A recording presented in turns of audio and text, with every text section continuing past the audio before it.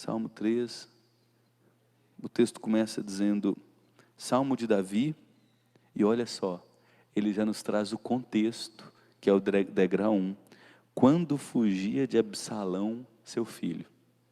Isso aqui é muito importante para você compreender o Salmo 3. Salmo de Davi, quando fugia de Absalão, seu filho.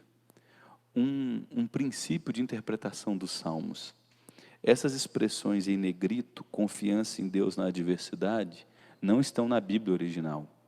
Entretanto, o versículo 1 dos Salmos, eles começam sempre com esse título em itálico. Salmo de Davi, quando fugia de Absalão, seu filho. Olha o Salmo 4. Salmo de Davi ao mestre de canto como instrumentos de corda. Essa expressão em itálico, ela está no texto original. E, na verdade, ela deveria ser o versículo 1. A gente dificilmente considera essas expressões em itálico para interpretar o texto. Mas elas normalmente nos dão o pano de fundo para interpretar corretamente qualquer tipo de salmo. Então vamos lá. Senhor, como tem crescido o número dos meus adversários. São numerosos os que se levantam contra mim. São muitos os que dizem de mim, não há em Deus salvação para ele. Porém tu, Senhor, és o meu escudo, és a minha glória e o que exaltas a minha cabeça. Com a minha voz clamo ao Senhor, e ele do seu santo monte me responde. Deito-me e pego no sono. Acordo porque o Senhor me sustenta. Não tenho medo de milhares do povo que tomam posição contra mim de todos os lados. Levanta-te, Senhor. Salva-me, Deus meu, pois feres nos queixos a todos os meus inimigos e aos ímpios quebras os dentes. Do Senhor é a salvação, e sobre o teu povo a tua bênção. Aqui termina o Salmo 3. Então vamos voltar para o versículo 1, que não está nomenclaturado como versículo 1. Salmo de Davi, quando fugia de Absalão, seu filho. Aqui nós vamos agora aplicar o degrau 1, que é conhecer o pano de fundo, o contexto desse texto. Essa realidade da fuga de Davi, de seu filho Absalão, está descrita nas Escrituras no segundo livro do profeta Samuel, que vai do capítulo 11 até o capítulo 19. No capítulo 11, o texto começa dizendo que Davi deveria ter ido às guerras e não foi, ficou ocioso em seu palácio. Num belo dia, ele olha pela sacada de seu palácio uma mulher. Se encanta com essa mulher, com a beleza dessa mulher, se sente atraído sexualmente por essa mulher e deseja ter relações com ela. O sinal amarelo acende. Alguém diz a ele, é casada? Detalhe, é casada com um dos teus melhores amigos. O marido dela é um dos teus generais de guerra. Foi um dos responsáveis por você ter chegado aonde chegou. E o nome dele é Urias. Davi deveria ter temido a partir desse momento. Só que ele não temeu. Do sinal amarelo, ele avança o sinal vermelho. Ele traz Batseba ainda assim, deita-se com ela e a manda embora. Pecado cobra o seu preço, sempre. Essa mulher aparece grávida. Grávida do rei. O marido dela não estava em casa, estava na guerra. Lugar onde Davi deveria estar. Davi entra em desespero. E ele faz o que todos nós, na iminência de sermos pegos em pecado, fazemos. Procuramos de tudo para nos safar. O último recurso é nos entregar, nos confessar e nos humilhar. Davi chama Urias do campo de batalha, promove uma grande festa, porque era um grande general, um homem honrado. Homenageia esse homem, e quando ele está embriagado, Davi diz, pronto, está embriagado, vai sentir saudade dos braços quentes, e da beleza de sua esposa, e de seu corpo, e vai para casa. Só que Davi não contava que Urias era um homem leal a seu exército. Mesmo embriagado, ele dorme nas escadas do palácio. No outro dia, Davi chama Urias pela manhã e diz, que história é essa, cara? Você acabou de chegar do campo de batalha, você está aí, talvez há meses sem ver sua esposa. Rapaz, vai lá dar um beijo na tua mulher, vai lá encontrar consolo nos braços dela. Olha só a honra de Urias. Claro que não. Os meus amigos, os soldados de Israel estão no campo de batalha e eu vou me entregar aos braços da minha mulher? Ainda não é a hora. Davi entra em desespero. Escreve uma carta. Essa carta é destinada ao grande general do exército, Joabe. Lacra essa carta com selo real e manda essa carta nas mãos do próprio Urias. Urias entrega a carta em mãos do general Joabe. Quando Joabe abre a carta, o que Davi escreveu é alarmante. Pegue o homem que levou essa carta, coloque-o na frente do campo de batalha para enfrentar os nossos piores inimigos e deixe-o só. Urias vai para o campo de batalha, é posto na infantaria, vai à frente, recebe flechadas e morre no campo de batalha. Até aí tudo bem. Davi agora recebe em seu harém a pobre viúva grávida. Todo o reino olha para Davi e diz: que rei compassivo. Acolheu a viúva de um dos seus generais, agora adotará essa criança e dará a ela a melhor de todas as educações, a educação no palácio. Que bacana, né, gente? Até aí, conseguiu esconder o pecado, e a gente é perito em tentar esconder o pecado, a gente nega até o último momento. Só que Davi não contava com uma coisa, com a onisciência de Deus. Deus vê todas as coisas. Ele conhece todos os nossos enganos, todas as nossas tramas, todas as nossas tentativas baratas de enganar os outros. Ele dá uma revelação a um profeta chamado Natã. Esse profeta no outro dia vai até Davi e conta uma historinha que pega Davi no contrapé. Natã diz: Davi, eu estou com uma causa para resolver. Tem um pequeno fazendeiro no teu reino, e esse fazendeiro é dono de somente uma vaquinha, somente um animal, de onde ele tira seu sustento da sua família. E um fazendeiro vizinho, um grande latifundiário, dono de milhares de cabeças de gado, um homem muito rico, recebeu um convidado. No lugar de mandar matar um dos seus animais para alimentar o seu convidado, ele mandou invadir a terra do vizinho pobre, pegou o único animal responsável pelo sustento de sua família, mandou matar para servir seu convidado. O que tem que fazer com esse homem, Davi? A resposta de Davi foi furiosa e imediata. E é interessante quem está em pecado escondendo os seus pecados. Tem um senso de justiça incrível. É juiz de tudo e de todos, menos de si. Davi diz: manda matar. Esse homem tem que morrer. Imediatamente Natã olhou para ele e disse: esse homem és tu. Deus te tirou de uma família pobre, te protegeu num momento de grande perigo em tua vida, te colocou para sentar-se no trono de Israel, te deu vitória sobre todos os teus inimigos, te cercou de conforto e luxo, e você desejou a mulher do teu amigo. Você entrou na propriedade do teu amigo e tirou a única coisa que ele tinha, e não satisfeito com isso, se tornou homicida e tirou a vida dele. Você é esse homem. E Deus manda te dizer que aquilo que você fez escondido, as consequências virão à plena luz do dia. A espada nunca mais vai se afastar de sua casa. Nessa realidade, Davi entra em profunda depressão, porque ele tenta esconder os seus pecados. É nesse contexto que ele escreve o Salmo 32. Enquanto eu calei os meus pecados, os meus ossos envelheceram pelo meu constante gemido todo dia. É nessa realidade que ele escreve o Salmo 51. Restitui-me a alegria da salvação, porque o pecado nos afasta da comunhão dos santos, o pecado nos afasta da intimidade com Deus, o pecado nos afasta da paz interior, o pecado tira do nosso coração a alegria por sermos filhos de Deus e termos recebido dele o perdão completo dos nossos pecados. O pecado é devastador. Um pequeno ato causa reverberações monstruosas, pode se tornar um grande tsunami em nossas vidas. Aí o inferno se estabelece na vida de Davi. Ele confessa seu pecado, se arrepende, é perdoado por Deus. A criança nasce. A criança, fruto do adultério, morre. Davi sofre muito. Os anos vão passando e parece que aquele fantasma da voz de Deus e da maldição de Deus nunca se apartou do coração de Davi. Ao invés dele aproveitar o seu presente, ele viveu neurótico pelo futuro. Se tornou um péssimo pai. Foi negligente com seus filhos. A culpa é paralisante. Há pessoas que não conseguem lidar com a culpa. Elas ficam tão culpadas no dia a dia que elas não conseguem mais celebrar as relações no dia a dia. Omite-se na relação com os filhos, se torna negligente no cuidado com a esposa, se torna indiferente no trato com a mulher, fica tão preocupado com o futuro que por conta de seu presente, ele destrói o seu amanhã. Esse foi Davi.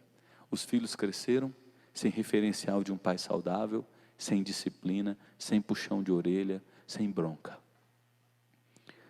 Lá na idade adulta, um dos filhos resolve, pelo conselho de um primo muito ruim, se apaixonar por sua meia-irmã. Aminon, um menino muito bonito, se enamora de Tamar, sua meia-irmã. Ele elabora um projeto e estupra sua irmã. Olha só o caos na família real. Davi não admoestou Aminon, não recriminou seu filho, não puniu seu filho com severidade. Talvez porque lá atrás dissesse, eu tenho pecados graves demais. Tem pessoas que olham para a sua trajetória e dizem, porque eu tenho pecados graves, parece que ela se torna negligente com os pecados dos outros. Davi se tornou negligente com os pecados de Aminon, mas Absalão, um outro irmão, se amargurou. Trouxe Aminon em ódio em seu coração. Elaborou um plano por 2 anos. No momento certo, organizou um jantar. Nesse jantar, matou seu irmão Aminon, o que estuprou a irmã Tamar. Absalão precisou fugir de seu pai. 4 anos depois, Absalão deseja voltar. Quando ele volta, Davi não lhe dirige uma palavra sequer. Ele olha nos olhos de Absalão, não toca no pecado, não toca em seus erros, não o admoesta, fica em silêncio. A indiferença é um mal devastador. Nós precisamos em nossa família olhar nos olhos de quem erra, dar nome aos pecados, tratar aquilo ainda que doa com transparência, porque se não tratar, aquilo cobra um preço muito alto na frente. Davi não trata de Absalão. O coração de Absalão agora não está mais amargurado só com Aminon, o irmão que ele matou. Agora se amargura com seu pai indiferente, omisso, e o seu pai amargurado também. Por mais 4 anos, Absalão elabora um golpe de Estado. Ele começa a ganhar o coração dos políticos principais do reino de Israel. Num determinado momento, Absalão se declara rei, com o apoio agora dos militares mais jovens, porque os militares mais velhos estão ainda com Davi. Tudo isso que eu estou contando para vocês está registrado em 2 Samuel, capítulo 11 a capítulo 19, para explicar somente esse versículo, Salmo de Davi quando fugia de Absalão. Absalão elabora o golpe de Estado, vem agora até Davi. Davi com medo, porque um exército muito grande está com Absalão, Davi envelhecido, sem muito gás para a batalha, precisa fugir de Jerusalém. Ele pega o deserto, com mais uns 200, 300 soldados apenas. Seus soldados muito experientes na guerra, muito habilidosos, mas envelhecidos. Pega aí um grande jogador de futebol, que foi grande jogador de futebol, que hoje está com seus 50 anos de idade. Ele não tem mais o pique, ele não tem mais o ritmo, ele não tem mais os reflexos que tinha quando tinha 22, 25 anos no auge de sua carreira. Assim eram os soldados de Davi. Ele vai para o deserto. No deserto, ele sabe que há uma multidão de exército à sua procura, todo o aparato bélico e militar do Estado está atrás dele, seu próprio filho tem sangue nos olhos para matá-lo. Além disso, Absalão, quando entra em Jerusalém e encontra o trono vazio, pega todas as mulheres do harém de seu pai, monta uma tenda em praça pública e mantém relações com todas as esposas do seu pai em plena luz do dia. E assim, a profecia de Natã se cumpre. O que você fez às escuras vai cobrar o preço em plena luz do dia.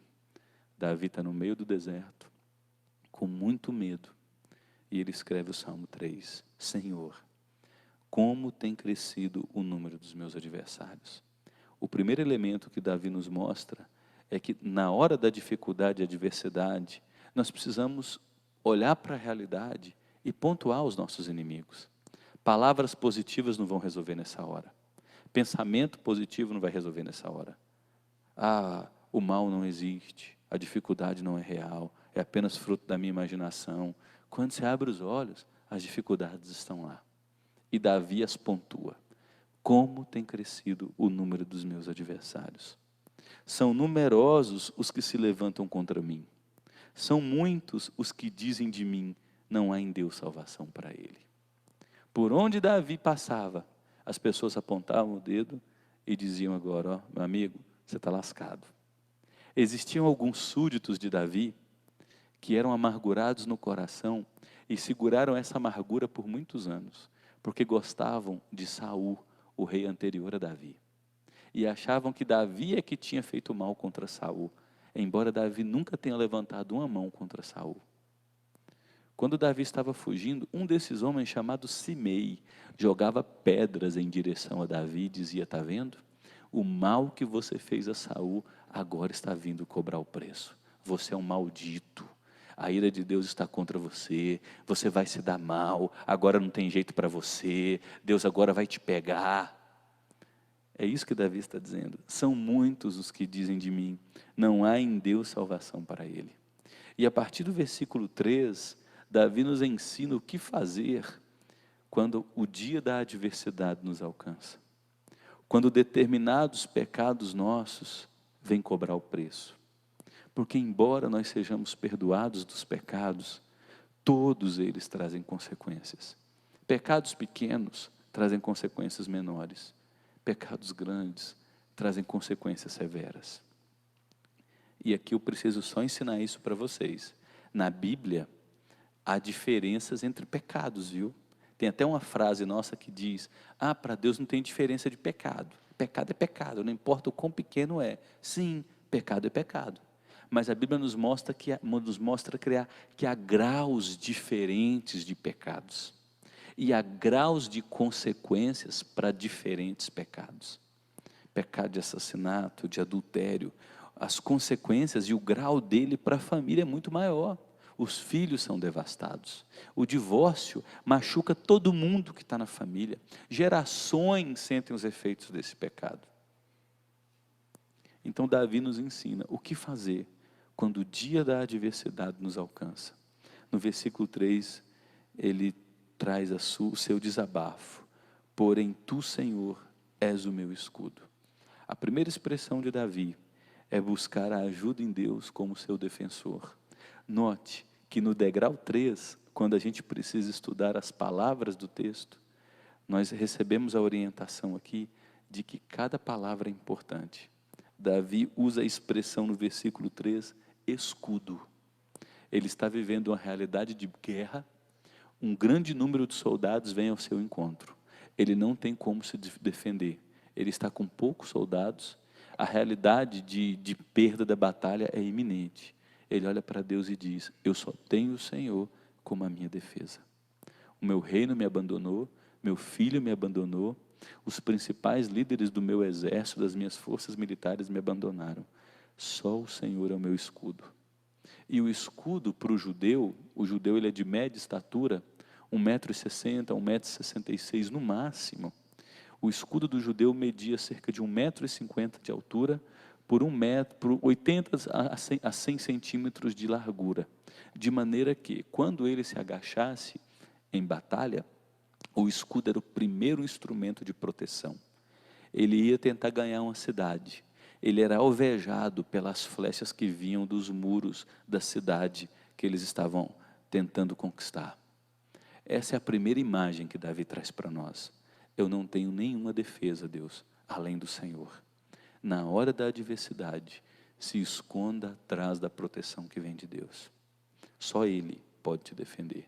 Só Ele pode manter sua sanidade. Só Ele pode te ajudar. Mas Davi segue dizendo, o Senhor, Deus, és a minha glória e o que exaltas a minha cabeça.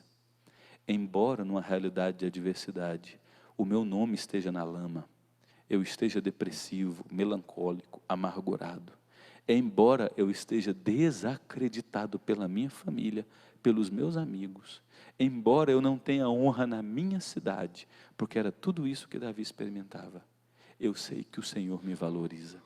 Eu sei que o Senhor me dá dignidade. Eu sei que os meus pecados podem ser grandes, mas o Senhor não riscará o meu nome no livro da vida.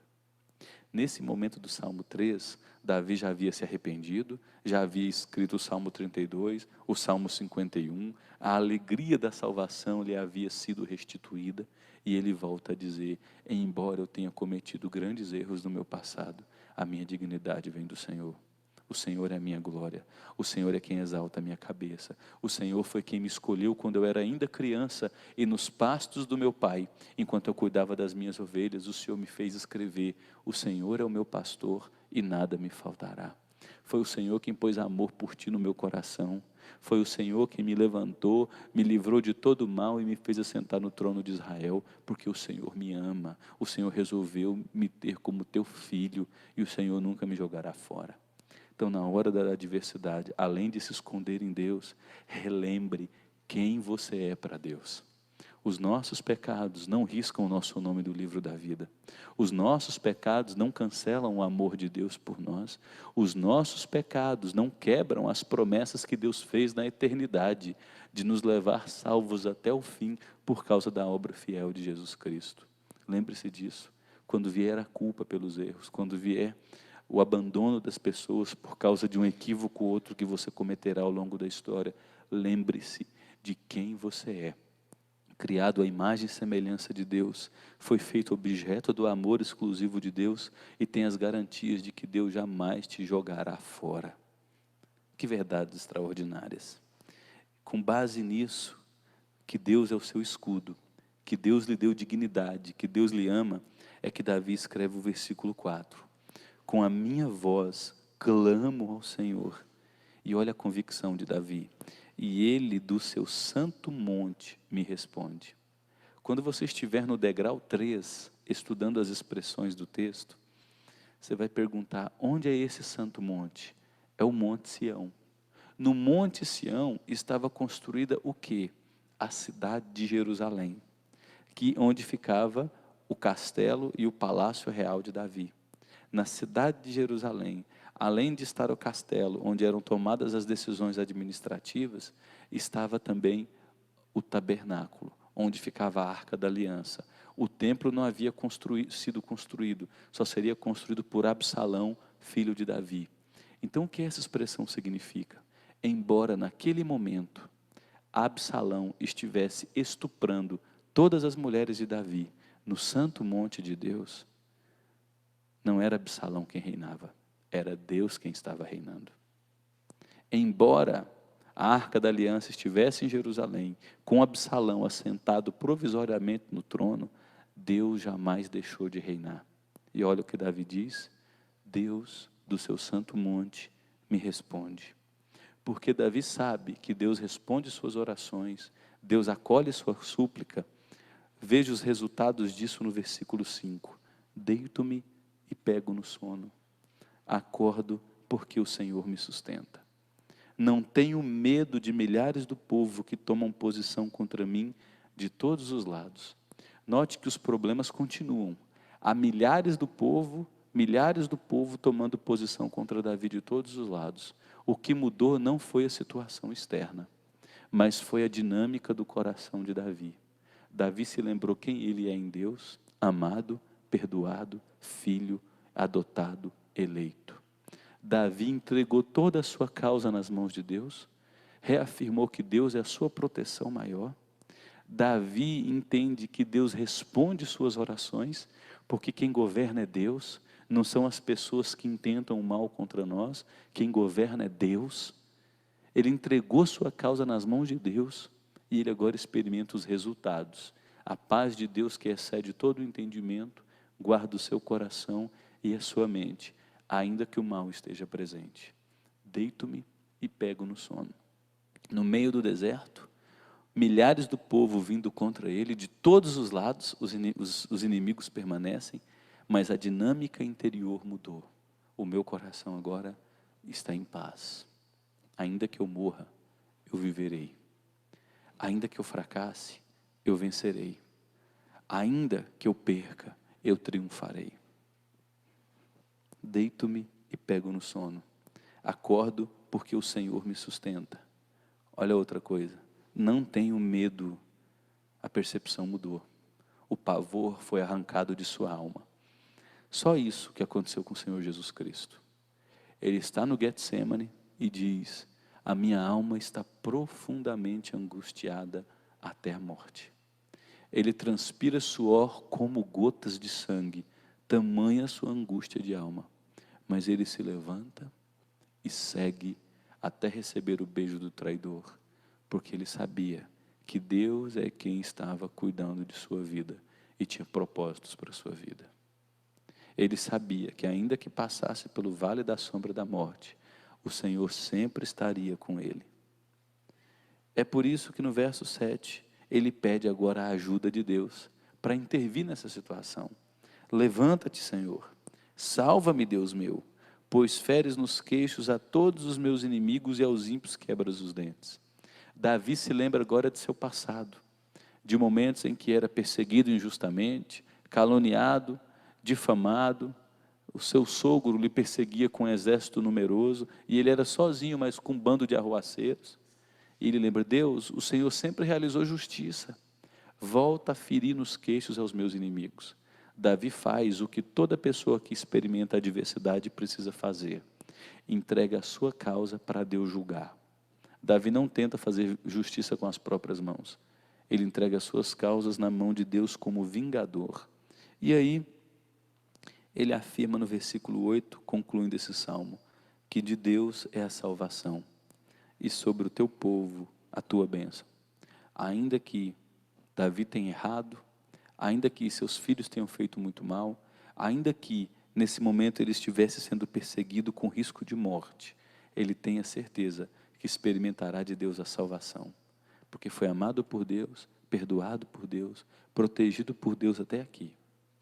E que ainda que pessoas façam o mal, Deus não cancela a sua aliança, Ele mantém a sua bênção sobre o seu povo. Então a gente poderia dar um nome para esse salmo, ou um título para essa mensagem: como enfrentar as adversidades. Em primeiro lugar, não tenha uma visão fictícia da realidade, dê nomes aos problemas. São numerosos os que se levantam contra mim. São os milhares do povo que tomam posição contra mim de todos os lados. Pensamento positivo não vai adiantar. Você mentalizar a solução e abrir os olhos, os problemas continuarão lá. Dê nome aos bois. Olhe para os problemas. Veja o tamanho dos problemas, mas não fique concentrado neles. Olhe para o tamanho do seu Deus. Se esconda em Deus como seu escudo. Relembre-se de quem você é, do que Deus fez por você. Você foi amado, recebeu a dignidade de Cristo em seu coração, foi feito à imagem e semelhança de Deus, recebeu o perdão de seus pecados, recebeu a garantia, não simplesmente a promessa, de que a obra que Deus começou em sua vida, Ele vai terminar. A salvação que Ele começou, Ele levará até o fim, por conta do sacrifício fiel de Jesus Cristo. Relembre-se disso. Vá até Deus em clamor, pontue todos os seus problemas e leve tudo até o trono de graça, leve tudo até o trono de graça e entregue a Deus, suplique, clame e experimente os resultados. Deito-me e pego no sono, acordo porque o Senhor me sustenta. Embora os adversários sejam numerosos, algo aconteceu em mim, eu não tenho mais medo. Entregue a Deus a sua causa para Ele ser o seu vingador. Não tente tomar a vingança em suas mãos. Deus está em suas mãos. E ainda que você pereça, ainda que você experimente a morte por conta dessas adversidades tão intensas, você pode dizer: o viver para mim é Cristo e o morrer é lucro. Do Senhor é a minha salvação. E eu já tenho a garantia da vida eterna. Foi assim que os mártires passaram pela morte. Diz-nos a história da igreja que Clemente, eu creio que é o Clemente mesmo, um velhinho que estudou aos pés do apóstolo João. João foi o último apóstolo vivo. Já velhinho, ele escreve a carta de Apocalipse. João tinha vários discípulos. Um dos discípulos que se destacou, se eu não estiver errado com o nome, foi Clemente. Quando ele estava velhinho, uma grande perseguição se levantou, mais uma dentre as várias, e ele foi levado para a fogueira. E pediram para ele, um soldado do exército romano pediu: negue esse Senhor Jesus seu e morre. Negue esse Senhor Jesus seu. Negue esse Senhor Jesus. E a resposta dele, mesmo diante da adversidade, foi: como eu poderei negar aquele que por 86 anos só me fez o bem? Como negar aquele que por 86 anos só me fez o bem? Ele vai para a fogueira. E na fogueira, diz-nos a história da igreja, que aquele homem sorria. E a impressão de quem assistia é que aquele homem brilhava, a glória de Deus brilhava em sua vida, porque ele tinha paz. Mesmo na adversidade, ele sabia que do Senhor é a salvação e sobre o seu povo a sua bênção.